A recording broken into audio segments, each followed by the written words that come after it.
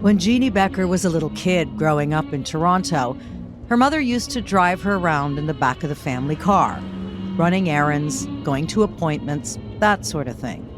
Sometimes they'd ride by the original Princess Margaret Hospital on Sherbourne Street in downtown Toronto. Friends of Jeannie's mother had been patients there. Sadly, a few had died there. And every time she'd look at that place and she'd go, God forbid you should ever go there. You never want to go there because it's about cancer. And you don't come out, yeah. There's a Yiddish expression, Gott soll aufhüten, meaning God should prevent it. That's what my mom used to say when she'd look at Princess Margaret. It wasn't until decades later that Jeannie remembered her mother's words. They came flooding back when she found out she had breast cancer. And I thought, I've got to go to Princess Margaret to see this doctor. It's a scary thought for anyone, but Jeannie would learn fast that today's Princess Margaret Cancer Centre, now a sprawling complex along Toronto's Hospital Row, was a very different place than the one in her memory bank. Revolutionary things happen within its walls every day.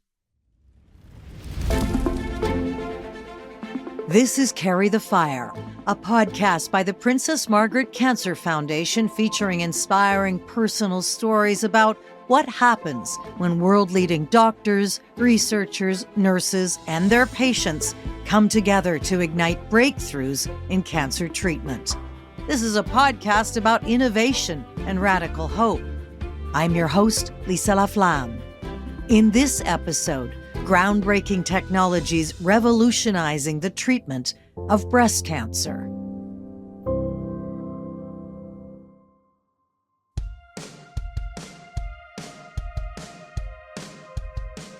There's only one Jeannie Becker, the coolest woman on TV for as long as I can remember. Seminal rock journalist on the new music, fashion icon, and host of fashion television. And for me, a real influence on what women on TV could accomplish. A couple of years ago, at the age of 70, Jeannie was busy, working, living, splitting time between Toronto and her country home, loving life with her partner Ian. She was style editor of the Shopping Channel, in constant touch with her 2 adult daughters and doing a lot of traveling. Then, like most of the world, the pandemic. It actually allowed time for a few new hobbies.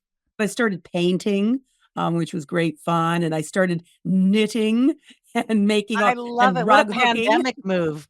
And don't tell me you started making bread as well. Braided bread. I did. I made bread. I made challah, and always making my Scottish odies. That's Ian's Aunt Angela's odies, which are very dear to my heart. They're actually all heart-shaped. I love it. Wow. So, just living life to the fullest, trying to squeeze every last fabulous bit out of it. But I was feeling so good and so positive and optimistic about my life and physically so fabulous. I thought, well, this is great. Empowerment. Maybe I'll write a book now about empowerment with age because I felt rather invincible. And then Jeannie received the results of her annual mammogram. A 3-centimeter mass. The doctors recommended a biopsy. That's when things start feeling like a bit iffy and scary and yucky, and you start going down a million rabbit holes and you start Googling, which you probably should never do because, that's crazy time. Jeannie was out for chicken wings with Ian at the local pub when she got the call. The mass was cancerous. My eyes shot across the table to look at Ian, and I just saw Ian's face kind of look gray, like the color had kind of drained out of his face. And Ian, especially, I'm very sensitive to the fact that his lovely daughter, is a 3-time cancer survivor. Oh, good She Lord. had childhood cancer. So this is a guy who has been through the mill. But there you are, automatically, Jeannie. There you are thinking about him. But I did, I looked at him and I thought, why am I doing this to this lovely guy? Because I knew that no matter what, he's going to be there for me, hook, line, and sinker, all the way, which obviously he was. All of this was going through Jeannie's mind as she turned her attention back to the doctor on the phone. I kept saying, but am I going to be okay? Like, I'm thinking, is this the death sentence? Like, how much time do I have left? And she went, no, you'll go through a journey, but like, you'll be okay. I'm so sorry. I'm so sorry. Jeannie had something called triple positive breast cancer, a subtype of HER2 positive breast cancer, a fast-growing, relatively aggressive form, but very treatable. Well, she said, what did you think I was going to say? I said, I don't know. I thought you'd say like I had 6 months left or something, because my late great mom used to say, expect the worst and you'll never be disappointed. Like, ugh. And then I started thinking, okay, I got to get my head around this. I can't, I've always said, if you can't change a situation, change your mind. I've got to adopt some kind of perspective that's going to get me through this. And I remembered a wonderful saying that Confucius said, wherever you go with all your heart. What a beautiful line, yeah. And I remember taking a deep breath out. It was a summer day. I walked down the street into those doors and I immediately felt better. For whatever reason, I thought, okay, this is where I belong because this is the first step on this journey that is going to get me better. I'm on a journey to wellness here. Luckily for Jeannie and so many other breast cancer patients, that journey to wellness includes a series of new treatments and standards of care. I think that it's important to know that there's so much in terms of treatment that's available for women now to get them to the place where they can get healthy again. And finding that cancer, if it exists early, and treating it early is sort of the key thing. This is Dr. Tulin Sill, a general surgeon and breast cancer researcher at Princess Margaret Cancer Center. Among other things, she's one of Jeannie's doctors. It's wonderful to know her, to have met her. I mean, I grew up watching fashion television. Again, she is one of Jeannie's doctors, an important point she made clear in our conversation. Breast cancer patients are now being treated by teams of doctors, including, but not restricted to, general and plastic surgeons, oncologists, physiotherapists, and genetic specialists. And so I think that's really also a very exciting part of the treatment that we have, is that we can see these very long-term great outcomes in patients. Why is that? One is we have great screening for breast cancer, which is not the case for a lot of diseases. And so we're able to really find smaller tumors. Women have less invasive surgeries as a result. We're able to do lumpectomies for the most part when the tumor is small. And we're able to just sample lymph nodes as opposed to taking the whole group of lymph nodes out, which decreases the morbidity and the side effects of surgery. And then the treatments are really good in terms of the medical therapy. So, women have endocrine therapy available to them, which is pretty well tolerated. The chemotherapy options are more focused and specific for patients in the sense that we're giving chemo to the women who really need the chemo as the optimum treatment, as opposed to more broader strokes. And it's similarly radiation as well. In Jeannie's case, her team decided she'd benefit from chemotherapy, but the way in which she'd receive it was new, an approach called neoadjuvant therapy. The doctors told her, if you have chemo first rather than surgery first, we will be able to tell if that chemo is working on you, if it is shrinking the tumor.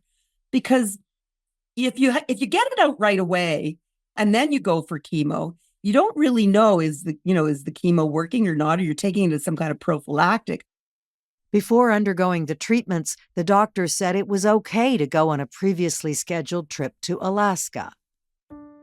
I started my chemo like the day after I got back. And on the cruise was great because it gave me a chance to really, do a lot of soul searching and thinking about what was really important in my life. And when I got back and went from that first round of chemo, it just serendipitously happened to be Cancer Wellness Day. I didn't even know there was such a thing, National Cancer Wellness Day. I saw that on Instagram. I thought, this is good. I'm going to have to now tell my followers what's going on. And I sat in that chemo chair and I posted an Instagram that I've got breast cancer, and my Instagram account doubled. People came on in droves, and the messages and the support and the love and the compassion, so heart swelling. I thought, what an incredible thing that I got to share my story. It wasn't as though I thought, oh, should I tell people or not? It was just a matter of when was I going to tell people? And I wanted to tell people early in the journey. I didn't want to wait till after I knew everything was going to be okay and then tell them. I needed my fans and my followers there with me. The rest of Jeannie's summer was spent at the hospital receiving chemo and wearing a cap. I also did this process, the Paxman cooling cap. It's this ice helmet that you put on your head, and it can help save your hair. No guarantee, it may not save your hair. I still lost about at least 50% of my hair, maybe like 60% of my hair. But at least, it didn't all fall out. I don't know. And if it did, damn it, I would have worn it as a badge of honor, which it is. And, I comically named it Space Age Chic. A fashion statement by Jeannie Becker. That's kind of what we're all used to, right? It's like ground control to Major Tom. Space Age here. Jeannie's chemo lasted 12 weeks, and it worked. So did a medication she was prescribed called Herceptin. The tumor was shrinking. Now the question became how to remove it altogether, lumpectomy or mastectomy. So finished the chemo, but I knew, after the chemo, I was going to get a lumpectomy. And Dr. Sill told me that having a lumpectomy and then radiation is tantamount to having a mastectomy. But were you nervous about metastasis or the lymph nodes at that time? Well, of course. I mean, the best call I ever got, probably in my life, or one of them, was when after the lumpectomy, which was one of the best days of my life. If you go to my Instagram grid, you can see, that old picture of me, from October of 2022, like smiling. I was finally going to get this thing out that I'd been living with all summer long inside my body. It wasn't a great feeling. Every time you felt something in your body, like, oh, does this mean the cancer is spreading? Is it growing? But the very best call was when Dr. Sill phoned me to give me the results of my pathology after the surgery. And that was like, no, it's clear. And it had not affected the lymph nodes, which is just great news. It was just like, the feeling of elation. I mean, it was just amazing. It was an amazing time, an amazing day. And, the kind of thing that you just always pray for sure. Back to the lumpectomy. As Jeannie's surgeon, Dr. Sill, mentioned, lumpectomies are becoming less invasive, more focused on getting just the tumor. One new method is to use a device called a magnetic seed. It was a couple of days before the surgery, maybe 1 or 2 days before I went in for my lumpectomy. I went to Princess Margaret and they injected, I guess, a little tiny seed inside me, which would really mark the tumor spot for the surgeon. So there would be no error. It really helped guide the surgeon. And this has been like a fantastic thing. It's like, oh, you sort of feel like your skin's being, getting a staple shock. It's just absolutely easy to get. And again, another thing to give a patient confidence. And then she did the surgery and she could be like, I've told her that she could be like a couturier at one of the great, French houses, fashion house. Because she's like, Wow. she did such a good job that you could hardly even see the scar, really. Coming from someone who's met every couturier in the world, that's a pretty huge praise. Exactly. Like Dr. Sill, Karl Lagerfeld.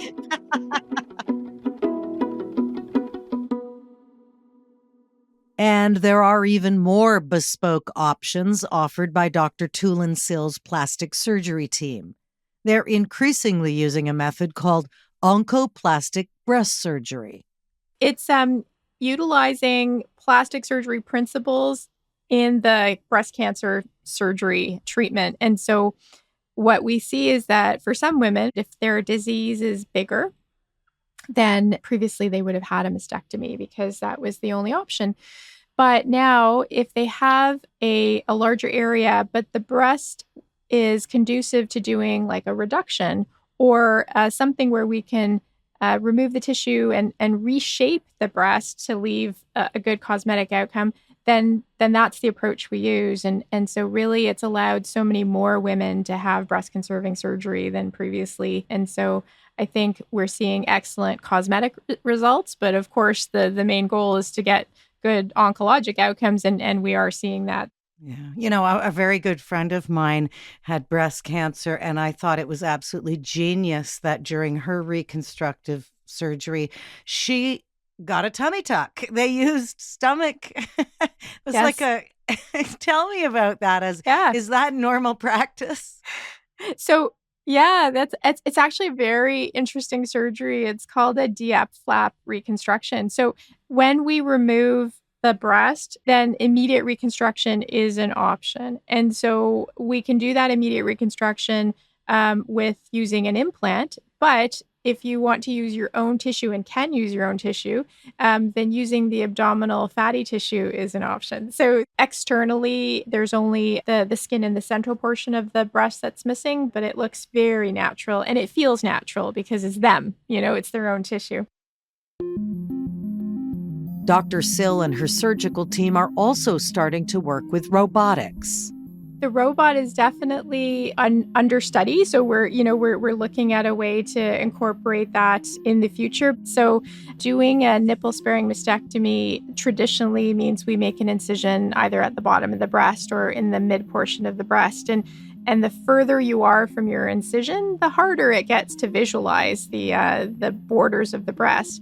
With the robot, you were able to sort of see much better the extent of the tissue dissection and be able to control that tissue dissection in a different way. So it's very exciting to integrate like different techniques and different technologies into your current practice and in whatever you're doing. You just sort of threw that in there, nipple sparing mastectomy, but dig in a little deeper on the importance of that, what it is, and why it's so critical for the patient psychologically. Traditionally, mastectomies involve removing the skin and nipple and areola. However, if a patient is eligible for a nipple-sparing mastectomy, that means we keep all of the breast skin intact and just make an incision, and so we can preserve the natural appearance of the breast to make it look with reconstruction as close to their own breast as possible. So it's a great option for patients. I think it really does mean an improved cosmetic outcome for so many women because the nipple is such an important part in the appearance of the breast. Unfortunately, when you remove the breast, you do lose the sensation. And I think that's the next area that we're actually working on with some research is to try to figure out how we can reinnervate the nipple and provide some sensation to the breast after mastectomy. All this info led to a question for Jeannie about her breasts and whether she incorporated plastic surgery into her treatment, an exchange, to be honest, I never thought I'd be having with the Jeannie Becker. Did you do that at the same time? Because that's another interesting element to modern day breast cancer. Yeah, you could have. And believe me, I did consider breast reduction. I thought, and maybe if I, while I'm having this done, I'll just get my breasts reduced in size because I've always thought my boobs are a little too big. I don't want to look matronly as I age. But I thought, what am I talking about? I just thought I don't want to take a knife to a perfectly healthy breast, like my right breast. Like I didn't want to go through that. So no, I thought about it. I entertained it, but it was like, no. I just, let's just get through this. And anyway, Dr. Sill said, your left breast could end up being about 20% smaller after this lumpectomy. And I thought, well, right now, my left breast is maybe about 20% bigger. Most people don't have breasts that are identically sized. Everyone's got one that's a little bit bigger than the other. Happily, my left breast was always a bit bigger, so it could afford to be smaller. Next came radiation. Unexpectedly, this was perhaps Jeannie's greatest challenge. For some reason, it's more common for cancer to form in the left breast. So when getting radiation, it can affect the heart. They have a new technique now it's a funny kind of breathing apparatus, almost like a snorkel. And you have to hold your breath for a certain amount of time. Holding the breath prevents the radiation from directly hitting the heart. I don't know, maybe ultimately 20 seconds, 30 seconds, whatever it is, to me felt like the scariest thing in the world, because my biggest fear as a child was to suffocate. My mom was a Holocaust survivor, and her entire family suffocated in an underground bunker, and she almost did. At the last minute, someone revived her, and she survived. But I always thought, whoa, suffocated. I don't even like to hold my breath when I go swimming. I've never been able to do the crawl properly because I just hate holding my breath. That is absolutely, I just want to stop there. What an incredible thing to remember or to go through your head is your mother's own story that you'd probably grown up listening to. What's the impact of the snorkel? What's it supposed to do to help you during radiation? So you can't take a breath. You've got this little funny clicker in your hand that if you panic, you can release it and it will open up the airway. But otherwise, you take a deep breath with the snorkel on, they close off the air. So you're, I guess, holding your body in a certain position. The way, your chest is puffed out helps keep your heart safe from the radio activity that's going into your body or something. I was so afraid. It was the only time that I really broke down in tears when I was seeing someone in the radiology department who was, when they were first explaining about the snorkel thing and trying to get, I just thought, I've come so far. I'm going to be strong. This was addressing like a childhood fear, something that I was, had been traumatized by the stories. It was that intergenerational trauma that they talk about. It's interesting because one of the things I've been learning through this process is that cancer and treatment, actually a big part of it is what's happening in your head, and the psychosocial element of breast cancer, first of all, as a woman. Now this story you're telling me about a childhood trauma, really a fear that you'd had since you were a child. Did you feel comfortable enough to share those concerns, those anxieties, to help you through it during that process?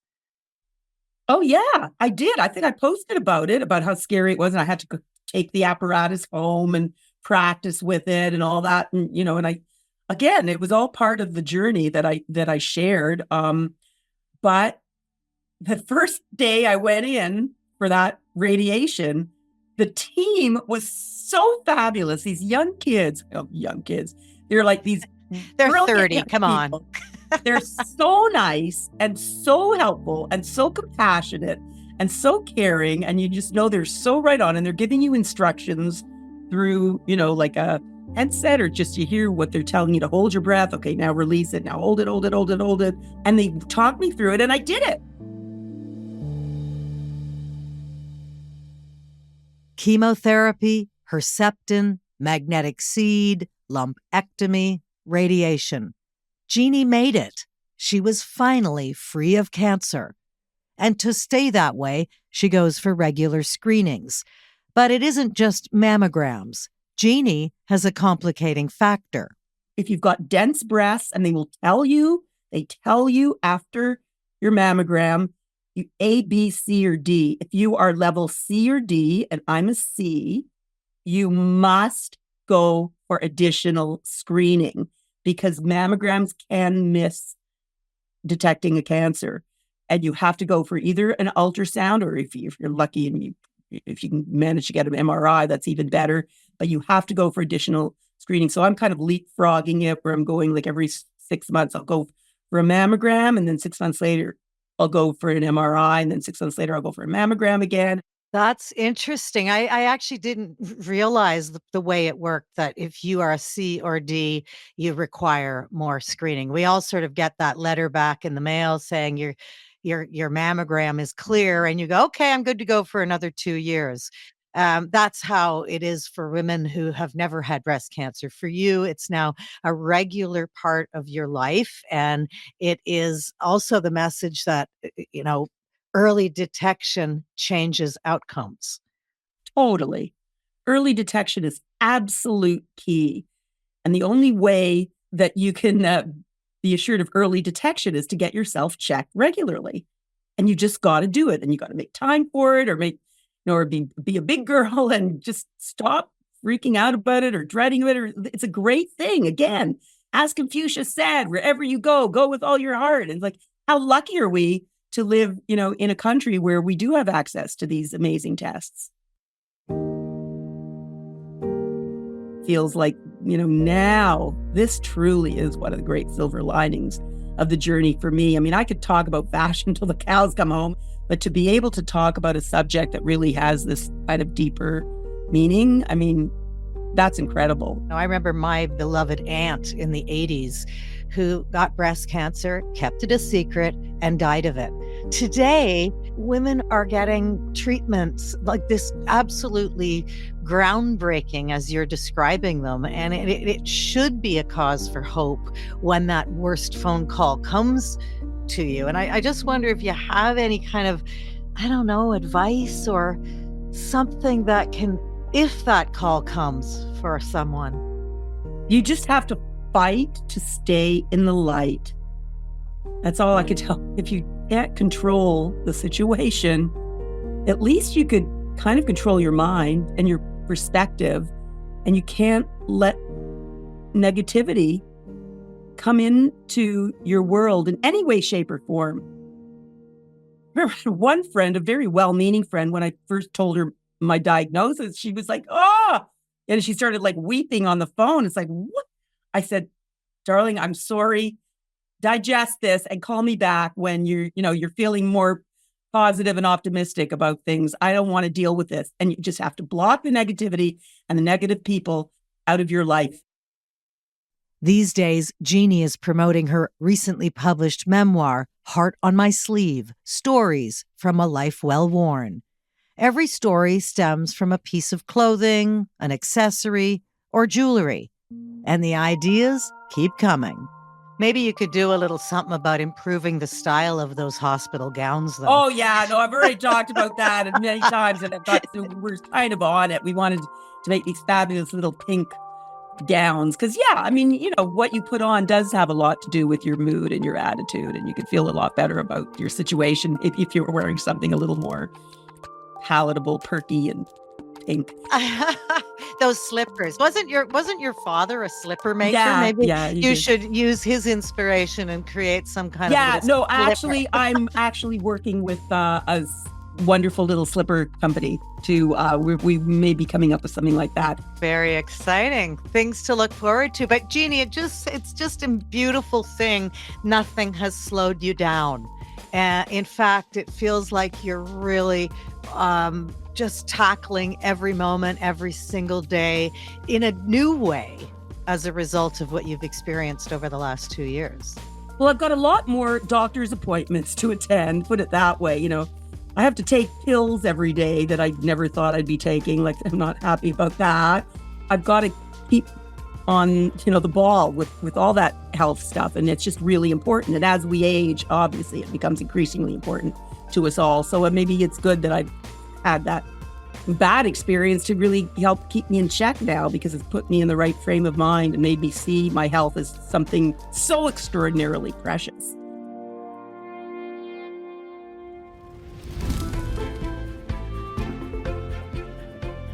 You've been listening to Carry the Fire from the Princess Margaret, a world-leading cancer research center. If you found this episode meaningful, please subscribe, rate, and leave a review. To learn more, check the show notes and share this podcast with friends and family to help spread the hope for a brighter future. I'm Lisa Laflamme. Thank you for listening.